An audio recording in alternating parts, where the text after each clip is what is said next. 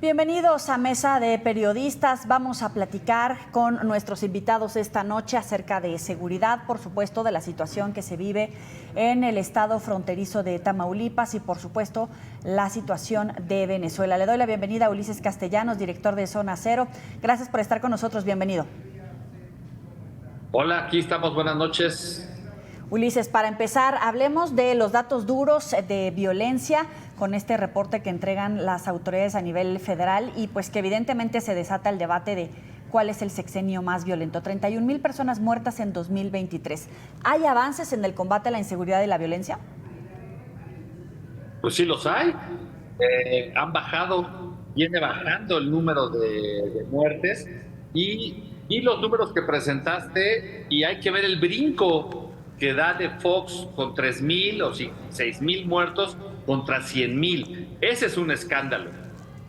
Este gobierno recibe una tasa de mortalidad enorme que se está conteniendo y está bajando muy lentamente, no como quisiéramos obviamente, pero claramente está bajando. Es decir, hay muchas maneras de leer los números y evidentemente entiendo la preocupación de la gente respecto de que 190,000 muertos son muchos, de acuerdo, pero 190,000 muertos en 5 años. Doy el dato que ya todos manejamos de 100,000 muertos por fentanilo en Estados Unidos y no somos el país por mucho el más violento en ese sentido. Alberto Bello, también gracias por estar con nosotros. Te sumas a la mesa de periodistas. Estamos hablando acerca del combate a la inseguridad y violencia con estos datos que salen a la luz. En comparación con otras administraciones, ¿se está haciendo lo que se debe de hacer para combatir la inseguridad y violencia? Yo creo que lo que vemos de manera cada vez más clara, y son temas que probablemente vamos a tener que hablar hoy, del tema de lo que está pasando en Tamaulipas, de lo que pasó hace 2 semanas en Baja California, de lo que está pasando en Chiapas, es un fracaso fruto de la política de seguridad en términos de que la gente sienta que puede quedarse en sus casas, que puede estar tranquila y que no te van a matar por decir unas cosas, o que yo lo que siento es un fracaso total en la parte pues, que está diciendo Ulises, en la parte de homicidios, que yo creo que es el mínimo común que debería tener cualquier sociedad, de poder pensar que no te van a matar por hablar, o que no te van a quitar tus cosas, o que no tienes que pagar un dinero a un señor que te pide a cambio de hacer tu negocio. Creo que claramente ha fracasado la estrategia y pues ya lo he dicho en algún programa, o sea, yo creo que esto, hasta que no haya un acuerdo de Estado, un pacto entre todos los partidos y un consenso de largo plazo y un plan a muchos años, a décadas, de que decidamos como país que por un lado están los que no son violentos y que políticamente se acuerde cómo llegar a una sociedad, para eso no vamos a pasar a otro lado, ¿no? Alberto, pero ¿no se ha hecho nada bien? No, pues mira, por ejemplo, hemos visto que los números de la Ciudad de México han mejorado, es decir, sí hubo una estrategia de seguridad en la Ciudad de México que funcionó, en que los delitos del fuero que han mejorado, que hay menos robos de coches, que hay menos... O sea, hay una serie de indicadores que sí son positivos, pero yo lo que sostengo es que desde el momento en que las familias de Chiapas tienen que irse a Guatemala, o desde el momento en que el sector empresarial en Tamaulipas está aterrado y los comercios cerrados, y yo he llamado hoy a varias fuentes de las empresas comerciales en Tamaulipas y nadie quiere hablar, nadie se atreve a hablar. ¿De qué estamos hablando? ¿Qué es esto? Que unos señores con armas tienen aterrorizado un estado completo.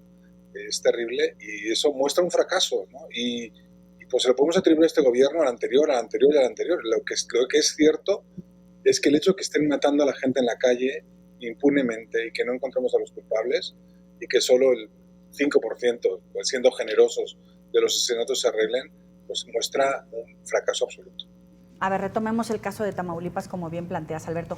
¿Qué pasa? ¿Es en términos estatales lo que está fallando la estrategia a niveles federales, como lo hemos visto en diferentes administraciones, o no hay coordinación? Porque esta semana Tamaulipas es noticia, pero también ha sido Guanajuato, Chiapas, como decías. Ulises. Sí, a ver, vamos a poner las cosas en perspectiva. Pensemos en Tamaulipas.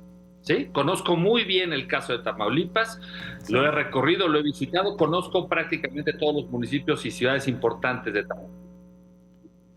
Pongamos en perspectiva las cosas y no nos concentremos en lo que pasó esta semana. En el año 2010 Mataron al candidato del PRI en el gobierno de Felipe Calderón.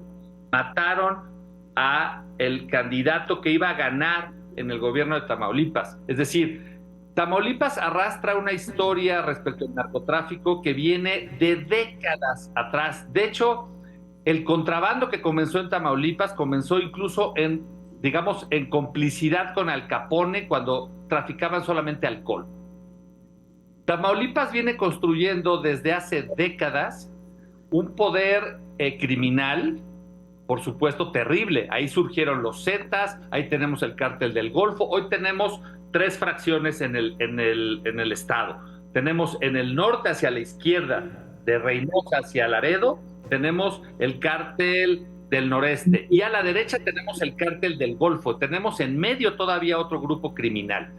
Estamos hablando de que el estado de Tamaulipas tiene décadas sumido en una inseguridad tremenda. Pasó lo de San Fernando, tenemos todo tipo de violencias por allá, y esta semana lamentablemente mataron a un empresario, además del cierre de los Oxxos en Nuevo Laredo. Solamente vamos a poner una cosa en contexto para la gente que no vive en México.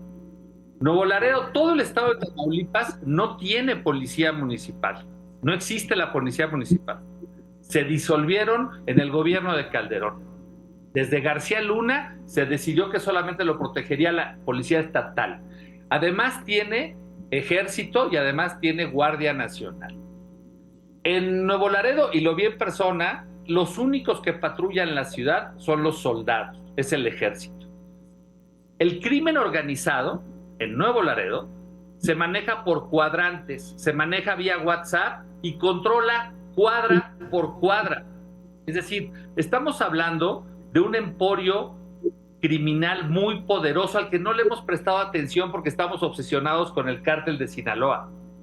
Pero los cárteles del norte, y voy a dar este otro dato, ¿por qué Nuevo Laredo tiene ese problema? Toda nuestra frontera con Estados Unidos tiene 34 aduanas. Solamente Tamaulipas tiene 17. Es decir, la mitad de todo lo que cruza Estados Unidos cruza por Tamaulipas. Y solo la aduana de Nuevo Laredo, mueve más contenedores que lo que se mueve en el canal de Panamá. Estamos hablando de que allí existe un poder criminal muy poderoso. Por supuesto que no está bien la extorsión, por supuesto que tiene razón probablemente FEMSA en cerrar los ojos, porque es muy difícil controlar una ciudad, un estado que está literalmente tomado por la delincuencia. Eso es absolutamente real. Hablar de fracaso por lo que ha pasado en los últimos días es una extrapolación. El crimen organizado en Tamaulipas lleva décadas construyéndose, tiene base social, tiene base operativa y tiene miles de millones de pesos para operar. Es un problema tremendo. No sé qué es lo que esperarían, que entraran 50,000 de Guardia Nacional. ¿Saben qué tendríamos? Tendríamos un foco casi equivalente a una guerra civil si se enfrentara de esa manera. Entonces, lo que ha hecho este gobierno es hacerlo con inteligencia y con cautela. Por supuesto que a veces se ve rebasado, claro que se ve rebasado. El principal problema que hereda López Obrador para este sexenio es, sin duda, el tema de la extorsión. Cuando atacas el tema del narcotráfico, cuando atacas el tema de los migrantes, cuando les quitas fuente de ingresos al crimen organizado, el crimen organizado se mueve hacia otro lado. ¿Por qué? Porque ya tiene a los sicarios, ya tiene las armas, ya tiene la operatividad. ¿Y qué están haciendo? La extorsión. Es uno de los delitos menos tipificados. De hecho, prácticamente es dificilísimo detener a alguien por extorsión. Es decir, porque te dejen un papelito, porque te digan que te amenazan, es muy difícil llevarlos a la cárcel. No, y vamos al tema de soluciones, claro. Y vamos al tema de soluciones, ya pensando en Claudia Sheinbaum. Supongo que el delito de extorsión tiene que tipificarse como un delito grave inmediatamente y detener al primero que haga el más mínimo esbozo de extorsión a cualquier comercio en todo el país. Es interesante todos los contrastes que pone sobre la mesa. ¿Qué opinas, Alberto? No, bueno, pues que claramente lo que está escribiendo Ulises es un fracaso, una estrategia de seguridad y una impotencia del Estado para proteger a los ciudadanos, y que estoy de acuerdo con él, o sea, estoy de acuerdo con él que es muy difícil, que viene mucho tiempo, que la extorsión, yo no estoy de acuerdo tanto en que la extorsión es consecuencia del combate al tráfico de drogas, porque la extorsión es una cosa que arrastramos desde hace décadas. Los empresarios del norte del país lo han denunciado durante décadas. Y yo creo que lo que pasa es que es un tipo de crimen, de delito que se ha minimizado y efectivamente tiene que estar tipificado como grave, pero pues lo cierto es que un señor que llegó al poder diciendo que iba a arreglar el problema de la seguridad y no lo ha arreglado, la Guardia, o sea, a la vez que diagnosticamos por qué el crimen organizado tiene tanta fuerza, podemos diagnosticar por qué la Guardia Nacional es tan débil en algunas zonas del territorio y por qué el Ejército no ha podido en zonas del territorio. Y podemos hablar de que la Guardia Nacional ha estado, primero, que se reinventó todo el tema de seguridad, de nuevo quisimos reinventarlo todo. Segundo, que la Guardia Nacional está haciendo 27.000 cosas que no son necesariamente de seguridad, que no se trabajó en la parte de investigación y de inteligencia. Pues hay un montón de cosas que también se han hecho mal desde parte del gobierno y que explican este fracaso. Entonces, si no partimos de decir esto está mal, si decimos, bueno, se hizo bien, pero el problema que le hereda López Obrador a Claudia es la seguridad y los homicidios y la extorsión, pues bueno, digamos claramente, no ha funcionado, algo tiene que cambiar, hay que buscar una nueva estrategia y efectivamente hay una parte que pasa por tipificar delitos, pero hay otra que creo que también García Harfuch está hablando mucho de investigación, está hablando de hacer inteligencia, está hablando de las cosas que no se están haciendo probablemente, y veremos qué más se tiene que hacer, porque esto no puede seguir así. Estamos en un deterioro creciente de la situación de seguridad pública. Una cosa es que maten a un candidato, que eso es gravísimo, pero otra cosa es que ya los ciudadanos no pueden ir a comprar a las tiendas. Es que es otra cosa, es un grado superior. ¿Es un error, es una lavada de manos por parte del gobierno estatal contratar seguridad privada a los empresarios? ¿Alberto? No, me parece evidente, es un fracaso, ¿no? Es una renuncia al trabajo, al papel del Estado como protector. O sea, imagínate que el grupo paramilitar contratado por los grupos privados se dedica a matar criminales. Es que no tiene ningún sentido, es un despropósito. Evidentemente las policías... Sí, perdón. Veo que Ulises no coincide. Tenemos que hacer la pausa en Mesa de Periodistas. Volvemos al debate. Acerca de la situación en Tamaulipas y si el Estado estaba renunciando a su obligación de garantizar la seguridad. Hablemos ahora también del tema de Chiapas. Los chiapanecos están migrando a Guatemala. Se hablaba de corregir el rumbo. ¿Es un tema de mayor competencia a nivel estatal o las decisiones u omisiones del gobierno federal están afectando a los estados, Ulises? Híjole, el tema de Chiapas, mira, sí me sorprendió la noticia de estas familias que están brincando la frontera hacia Guatemala. Lo que alcanzo a entender del problema allá, yo hace muchos años estuve, pero era otro contexto. El mayor problema de Chiapas era la guerrilla y ahora resulta que hay también crimen organizado. Bueno, me parece que lo que hay es un problema, hasta donde entiendo, de disputas de territorio por parte del crimen organizado, y obviamente el crimen organizado necesita hacerse de la gente local. A diferencia de lo que sucede en el norte, en el centro o en occidente, el crimen organizado tiene base social local, lo que no ocurre en Chiapas.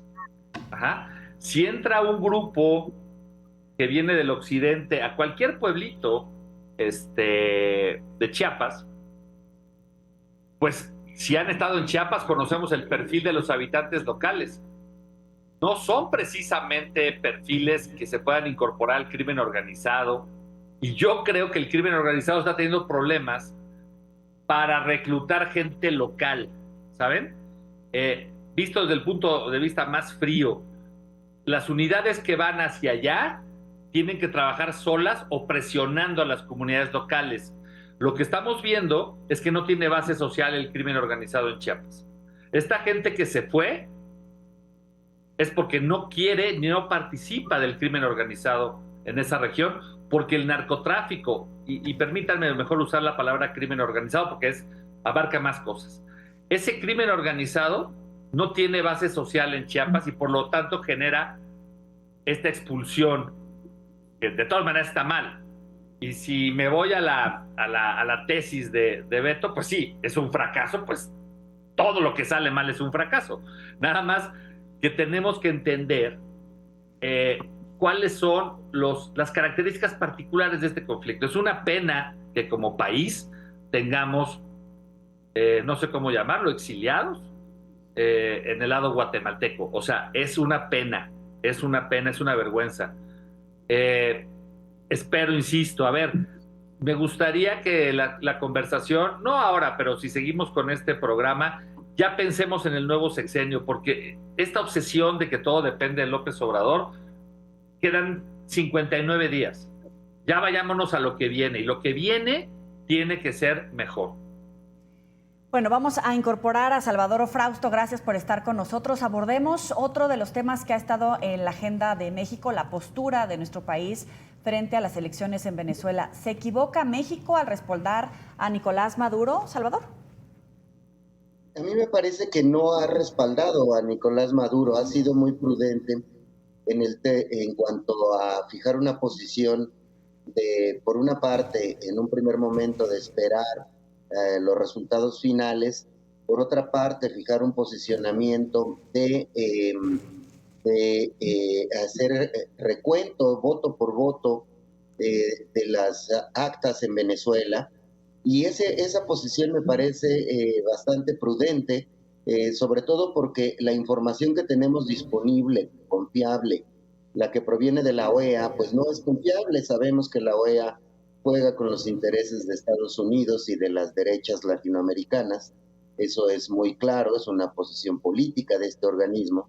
Entonces, desacreditar la elección desde la información que tiene la OEA es tomar partido sobre el asunto. Ahora bien, ¿qué pasó en Venezuela? Cuando hay elecciones o conflictos en otros países, como periodistas y como ciudadanos sabemos consultar medios de comunicación serios, periodistas que estén investigando con seriedad lo que allá ocurrió. Y lo que tenemos en Venezuela es que el acotamiento de las libertades de expresión y de prensa no nos permiten saber lo que pasó allá. Entonces, los países se quedan en una encrucijada entre creerle a Maduro y creerle a la oposición que asegura haber ganado la elección en Venezuela. Es muy complicado poder mirar realmente por las ventanas de la Casa Venezuela. Es decir, por eso me parece interesante la posición de México de mantenerse, digamos, con esas dos exigencias, tener el conteo completo, recontar todos los votos y no tener una posición basada en una posición política, geopolítica y de derechas como es la de la OEA y los países que están denunciando y además reportando de manera terrible, de como si fuera una movilización masiva contra el fraude y demás. Es decir, no sin querer reportar el otro lado de la historia. Pero por supuesto es muy complicado saber qué pasó en Venezuela. Alberto. A mí me parece muy sensato el acompañar a Venezuela, a Brasil y a Chile en una estrategia diplomática que insista en que se hagan públicas las actas. Recordemos que en Estados Unidos el tema no solo es un tema de ser de derechos o de izquierdas, el tema es que hay una crisis migratoria que en los últimos 5 años un protagonista muy importante ha sido Venezuela, y que hay también un tema electoral ahí en el tema de Venezuela, y hay una responsabilidad clara del gobierno que está actualmente en Venezuela en esa crisis. Entonces, esa presión también la entiendo por ese lado. Pero me parece sensato acompañar a Brasil y a Chile. Me parece que sí sabemos muchas cosas. Sabemos, para empezar, que no hay libertad de prensa y no hay libertad de expresión en Venezuela. Sabemos que no hay ni siquiera libertad política porque gran parte de los candidatos fueron excluidos, fueron inhabilitados por parte del gobierno.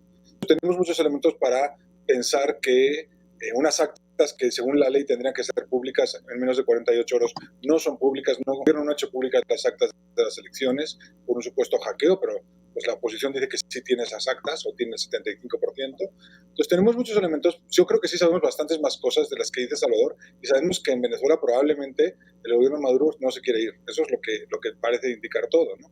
Pero me parece muy sensato el seguir un camino diplomático de exigir que se hagan públicas las actas, exigir transparencia. Me parece lo más sensato para evitar una catástrofe de otro tipo.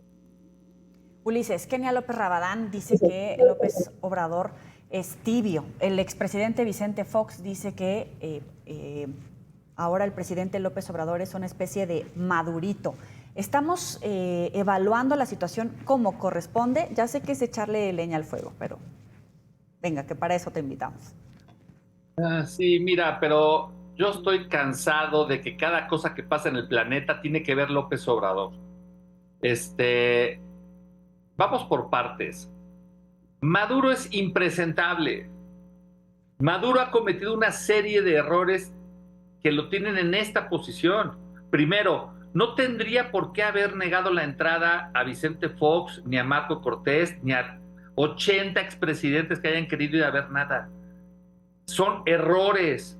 Evitar que se haga un escrutinio internacional lo tiene en esta posición. Si tú estás seguro de que vas a ganar un partido de fútbol, ¿qué importa que en la grada le estén echando porras al otro? Nada. Maduro no es un estadista. Maduro está ahí por accidente. Maduro es increíble que gobierne ese país. En términos concretos, cada Esa es cosa una que parte hace de la historia. es un error nuevo. Hoy en día la posición de México me parece prudente.